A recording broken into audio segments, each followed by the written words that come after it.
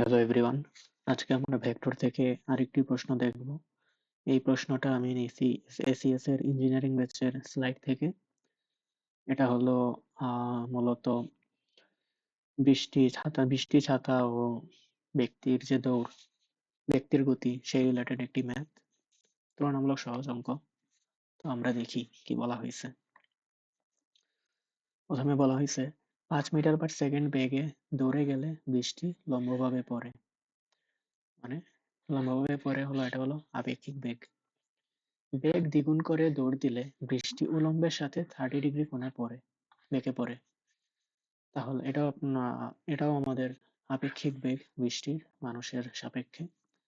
বলা হয়েছে বৃষ্টির প্রকৃত বেগ অধিক কত, মানে বৃষ্টির রিয়েল বেগ আর ডাইরেকশন জানতে চাইছে। আমরা দেখি, প্রথম সিচুয়েশনটা যদি আঁকি, তাহলে আমাদের বলা হয়েছে 5 মিটার/সেকেন্ড বেগে দৌড়ে গেলে, মানে 5 মিটার/সেকেন্ডে ধরলাম এদিকে দৌড়ে গেল ভি ম্যান। এটা হলো আমাদের 5 মিটার/সেকেন্ড। তাহলে বৃষ্টি লম্বভাবে পড়ে, মানে বৃষ্টি তো আর মানে ব্যক্তির দূরের উপরে নির্ভর করে না। বৃষ্টির মানে এই দিকে পড়তে দেখতেছে, মানে মানুষ যখন 5 মিটার/সেকেন্ড 5 মিটার/সেকেন্ডে দৌড়াচ্ছে, তখন মনে হচ্ছে বৃষ্টি লম্বভাবে পড়ছে, মানে রেইনের বেগ ম্যানের সাপেক্ষে। এটা হলো আমাদের এদিকে। আমরা একটা থিওরি জানি যে আসলে মানুষ যদি আসলে এদিকে যদি দৌড়ায়, তাহলে আসলে বাতাসের জন্য মূলত এদিক দিয়ে বেগটা ক্রিয়া করবে।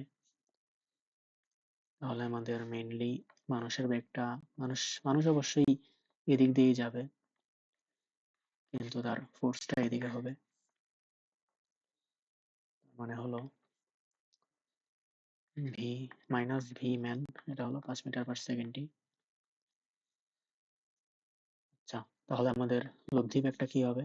মানে আমাদের মানুষ তো আসলে এদিকেই যাচ্ছে, যখন আমরা রেইনের সাপেক্ষে যখন হিসাব করব, তখন আমাদের বিপরীত দিকে ধরতে হয় মানুষের বেগ। তাহলে আমাদের মানুষের বেগ এদিকে ক্রিয়া করছে, লব্ধি এদিকে। তাহলে আমাদের মূলত রেইন যেটা, সেটা এইদিকে ক্রিয়া করছে। ভি রেইন হলো আমাদের এইদিকে। তাহলে আমাদের এটা হলো আলফা, এটা হলো আমাদের থিটা। আচ্ছা, যদি পরবর্তী সিচুয়েশনটা আঁকি,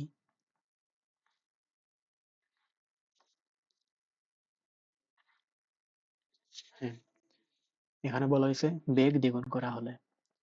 বেগ আমরা দ্বিগুণ করলাম, মানুষের বেগ ভি ম্যান, এটা হলো আমাদের 10 মিটার/সেকেন্ড। এটা যদি আমরা বিপরীত দিকে ঘুরিয়ে দেই, V man minus V man সমান আমাদের 10 মিটার/সেকেন্ড। আমাদের যে পূর্বের রেইন আছে, রেইন এখন আমাদের এই দিক দিয়েই পড়তেছে। ভি রেইন, রেইনের তো আর ডাইরেকশন পরিবর্তন হয় নাই। বলা হয়েছে বেগ দ্বিগুণ করে দৌড়ে গেলে উলম্বের সাথে 30 ডিগ্রি কোণে বেঁকে পড়ে। উলম্ব হলো আমাদের এইটা, উলম্বের সাথে 30 ডিগ্রি আমাদের এদিকে হতে পারে, আবার এদিকে হতে পারে। যেহেতু আমাদের আহ পূর্ববর্তী অবস্থায় ভি আর এম বা লব্ধি সেটা আমাদের 90 ডিগ্রি বরাবর ছিল, যেহেতু আমরা বেগের মান বৃদ্ধি করছি, তাহলে অবশ্যই আমাদের লব্ধিটা যেদিকে বাড়ানো হবে বেগ, সেদিকে আরো সেদিক বরাবর আরো বেঁকে যাবে, মানে এদিক দিয়ে বাঁকবে। তাহলে সেই অনুযায়ী আমাদের ভি আর এম হলো এটা। আমাদের 30 ডিগ্রি উলম্বের সাথে 30 ডিগ্রি হলো এইটা, আর এই পুরোটা হলো আলফা। হয়তো বা বোঝা যাচ্ছে না।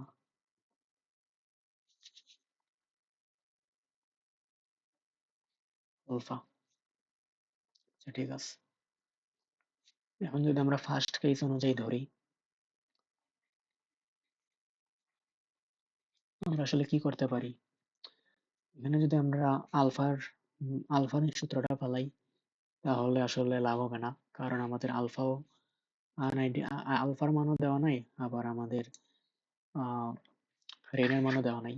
তাহলে দুইটা ইকুয়েশন লাগবে আর কি সলভ করতে। আমরা এখানে মূলত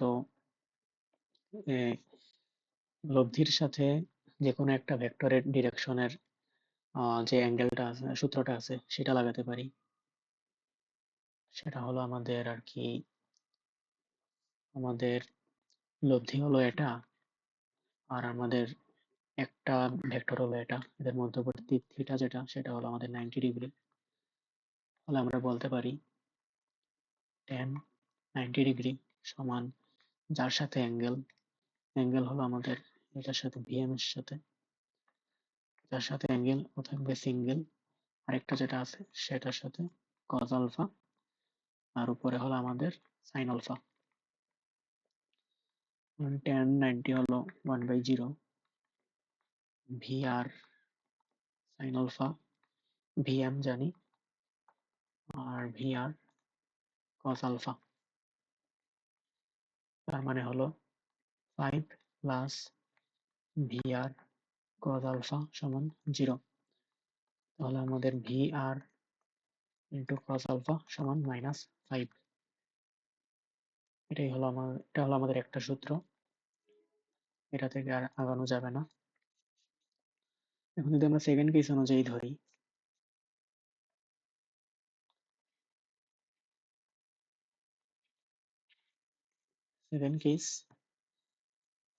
সেকেন্ড কেসের ক্ষেত্রে আমাদের লব্ধি হলো এটা, আর আমাদের একটা ভেক্টর হলো এটা। এদের মধ্যবর্তী কোণ কত হবে? মধ্যবর্তী কোণ হবে হলো 60 ডিগ্রি, যেহেতু এই 60 প্লাস 30 সমান 90। তাহলে সেম জিনিসই আমাদের tan 60 ডিগ্রি হবে, বাকি সব same. VR plus sorry VM plus VR cos alpha, উপরে ভিআর ইন্টু সাইন আলফা। আমাদের ভিএম যেটা, সেটা 10 মিটার পার সেকেন্ড হবে। tan 60 ডিগ্রি হলো √3, উপরে ভিআর সাইন আলফা, নিচে 10 প্লাস ভিআর কস আলফা। এখন আমাদের ভিআর ইন্টু কস আলফা সমান √3 into 10 plus VR cos alpha.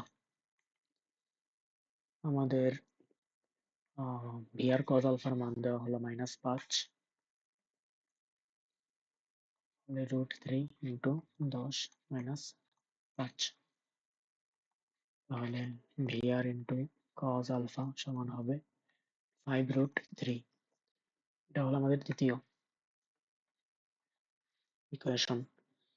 আর আমাদের প্রথম ইকুয়েশন আর দ্বিতীয় ইকুয়েশন দুইটাতে আমরা দেখছি কি কি ভুল করলাম। হ্যাঁ, ভুল করছি। পরে সাইন আলফা হবে।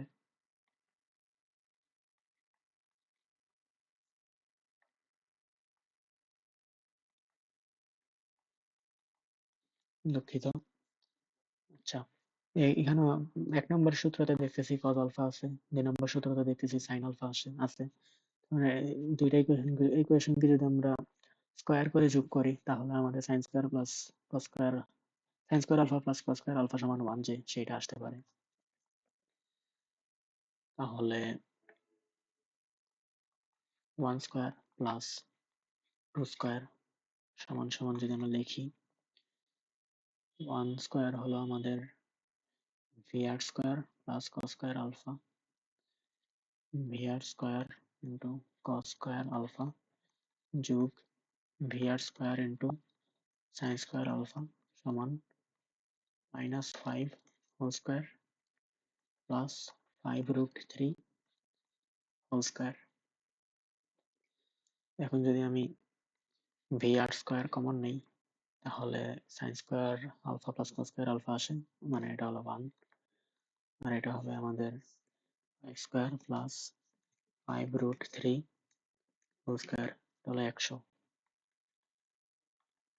তাহলে আমাদের ভি আর যেটা সেটা হবে আমাদের 10 মিটার পার সেকেন্ড।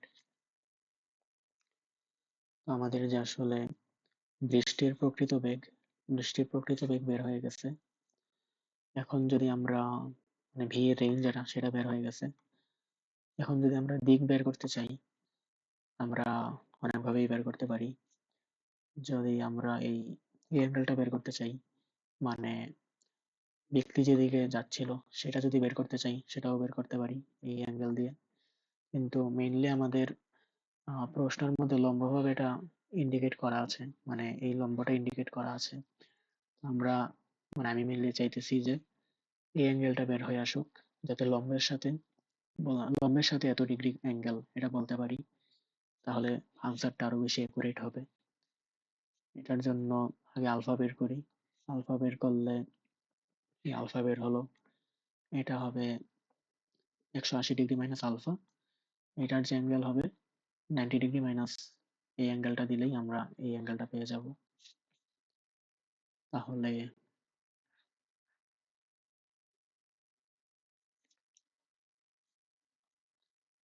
ফ্রম 1 থেকে যদি আমরা দেখি, তাহলে আমাদের ভিআর কজ আলফা সমান -5। ভিআর হলো 10, কজ আলফা সমান -5। তাহলে আমাদের আলফা সমান হবে 120 ডিগ্রি। সিম্পল। তাহলে আমাদের আলফা বের হলো 120 ডিগ্রি। এখান থেকে ডিরেক্টলি দেখাই দিই, আলফা 120 ডিগ্রি মানে এটা হবে আমাদের 60 ডিগ্রি। তাহলে আমাদের লম্বের সাথে এটা হবে 30 ডিগ্রি। আমাদের ডিরেকশন দিক হলো লম্বের সাথে 30 ডিগ্রি। এটা আমাদের একটা আনসার।